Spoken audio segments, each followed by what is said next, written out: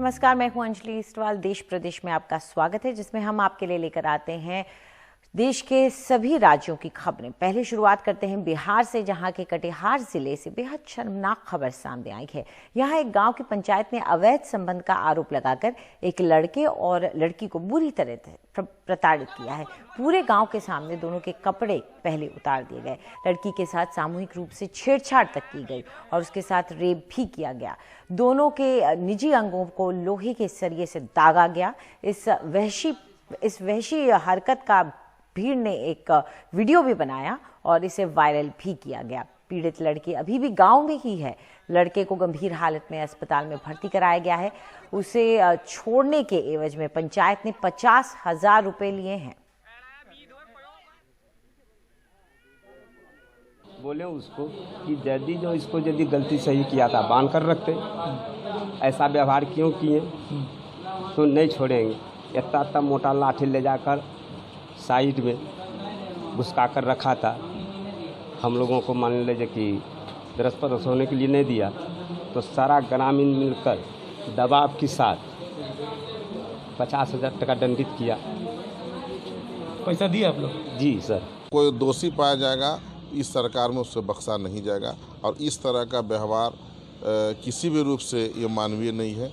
हम इस तरह के व्यवहार का खंडन करते हैं। किसी के गुप्तांग को नष्ट करना या किसी पर जानलेवा हमला करना, ये कहीं से भी मानव हित के लिए उचित नहीं। इसमें अवैध इस कार्य में शामिल हैं, उन पर निश्चित तौर पर कार्रवाई भी होगी और कड़ी से कड़ी कार्रवाई होगी।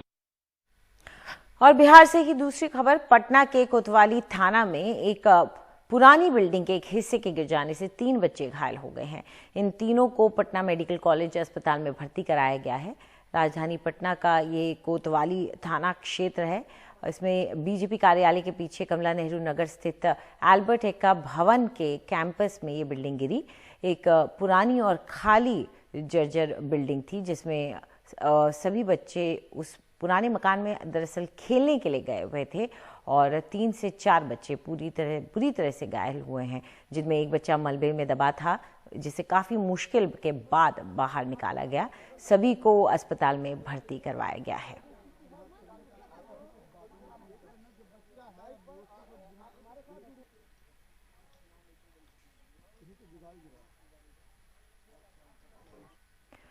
पटना में ही शराब माफिया और पुलिस के बीच मुठभेड़ की खबर आई है। एसएसपी उपेंद्र शर्मा ने बताया कि एक टिप के आधार पर शराब माफिया के अड्डे पर पहुंचने पर अपराधियों ने पुलिस पर गोली चला दी। कहा जा रहा है कि इस माफिया के लोगों ने पुलिस पर पत्थरबाजी की कोशिश भी की। इस घटना में एक एएसआई के घायल होने की खबर भी है। कुछ लोग शराब लेकर भागने की कोशिश कर रहे थे। 2 लोगों को गिरफ्तार कर लिया गया और जांच जारी है। बिहार में 2017 से ही शराबबंदी लागू कर दी गई थी।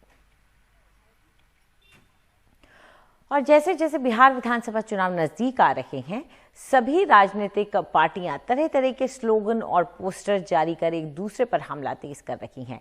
जेडीयू ने अपने नए पोस्टर में आरजेडी के पोस्टर को मुंगेरी लाल के हसीन सपने बताया है और जेडीयू ने दावा किया है कि आरजेडी इस बार 22 सीट भी नहीं ला पाएगी। वहीं आरजेडी ने पलटवार करते हुए कहा है कि जनता इस बार परिवर्तन का मन बना चुकी है। आरजेडी ने तंज कसा है कि जेडीयू ने एक्चुअल रैली करके देख लिया और अब वो वर्चुअल रैली कर रही है। दरअसल आज नीतीश कुमार ने एक वर्चुअल रैली के साथ ही अपने चुनावी कैंपेन का आगाज किया। और खबर कुशीनगर की, जहां पर अगले 2 महीने में इंटरनेशनल एयरपोर्ट के चालू होने के लिए तैयारियां तेज कर दी गई हैं। मुख्यमंत्री आदित्यनाथ ने इसे लेकर नागरिक उड्डयन मंत्री हरदीप पुरी से मुलाकात की और अगले 2 महीने में इसके शुरू किए जाने का आश्वासन भी दिया है। मुख्यमंत्री आदित्यनाथ ने कहा कि कुशीनगर भगवान महात्मा बुद्ध के महापरिनिर्वाण स्थली है, जबकि राज्य में सारनाथ भी है, जहां उन्होंने दीक्षा प्राप्त की। ऐसे में कुशीनगर का इंटरनेशनल एयरपोर्ट टूरिस्ट के लिए अच्छी पहल साबित हो सकता है। उन्होंने ये भी कहा कि उत्तर प्रदेश बौद्ध सर्किट के लिए सबसे उत्तम स्थान है। मुख्यमंत्री ने ये भी कहा कि अगले 2 महीने में यहां से एयर ट्रैफिक शुरू कर दिया जाएगा। मुख्यमंत्री आदित्यनाथ ने कहा कि लखनऊ, वाराणसी और जेवर के बाद कुशीनगर में चौथा इंटरनेशनल एयरपोर्ट राज्य में अंतर्राष्ट्रीय टूरिस्ट को आकर्षित करने में कामयाब रहेगा।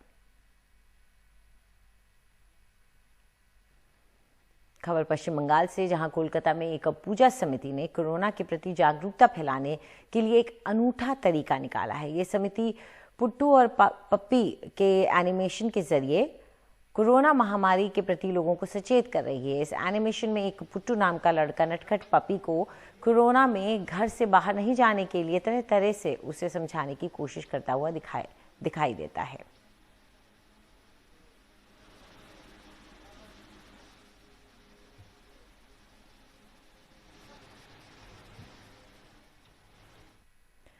खबर असम से, कोरोना और बाढ़ का कहर असम के मूर्तिकारों के कारोबारों पर भारी पड़ा है। इसी महीने होने वाले विश्वकर्मा पूजा और अगले महीने होने वाली दुर्गा पूजा को लेकर गुवाहाटी और असम के दूसरे हिस्सों के मूर्तिकार निराश हैं। कई मूर्तिकार कह रहे हैं कि विश्वकर्मा पूजा को लेकर कुछ ऑर्डर तो आए हैं, लेकिन उम्मीद के मुताबिक नहीं आए।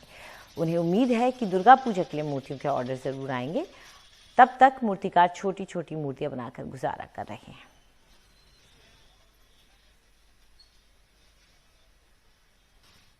असम में कोरोना वायरस के बढ़ते मामलों के बीच काफी लोग बिना मास्क बाहर निकल रहे हैं। ऐसे लोगों के खिलाफ अब सख्ती की जा रही है। पुलिस बिना मास्क के बाहर आने वालों से जुर्माना वसूल रही है।